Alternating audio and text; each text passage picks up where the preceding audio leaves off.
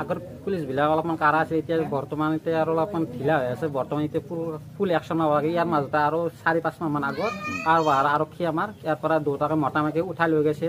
ইফালে এসপ্তাহমান থাকি আহিল, আহি পেলাই আৰু ধুনীয়াকৈ অপেন বিজনেছ চলি আছে। এতিয়া কি হিচাপত কেনেকৈ কি বিজনেছ চলি আছে আৰু সেইটো আমি নাজানো। বহুত চলি আছে, নানান ধৰণৰ চলি আৰু দিন ৰাতি 24 ঘণ্টা কাষ্টমাৰ হিচাপত আহি থাকে, আহি পেলাই ইয়াৰ পৰা অপেন মাল নি থাকে আৰু যেটো মেইন বেপাৰী সেইটো কৰিব লাগে।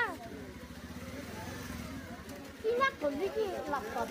কিনা ধৰি পেলাই মাৰি ঘূৰি বেচা যি আচল বেপাৰী তাক ধৰিব লাগে। সেইটো সি আচল মানুহ বেচা মানুহ ধৰা নাই, বেচা মানুহ ধৰিব পৰা নাই। এতিয়া তাকো ধৰিব লাগে, জাগাতে আছে আমাৰ তাৰ লগত মহিলা 3-4টা আছে। ভিতৰৰ ক'ত থাকা যাক লাগে খানাৰ পৰা ভিতৰত খানাটো কাম দুনিয়াত চলি আহে।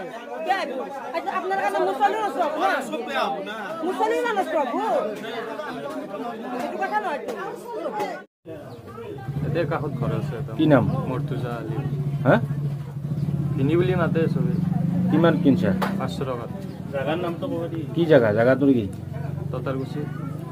মুৰ্তাজা ৰাইজ যেতিয়া মানে এতিয়া আগত নাছিলে, এইকেইদিন ধৰি চাওঁ চলিগিলা আহি আছে। তাৰ পাছত চাওঁ ইয়াৰ পৰা মাল নি আছে। আজি কেইটামান ধৰিছে আমাৰ চলিগিলা, ধৰি কেনে চাওঁ সঁচাই মাল ওলাইছে। সেইখিনিতে আগত নাছিলে আমাৰ এই চাইডে, এইকেইদিনৰ ভিতৰত পোৱা নাই। এই ট্ৰাক বেপাৰীগিলাক ধৰি কেনে এনকাউণ্টাৰ কৰিছে, কিবা হেৰিও কৰিছে।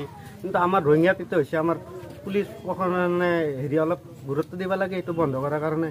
গাঁৱৰ ভিতৰত এনেকুৱা এইটো বহুত বেয়া বস্তু।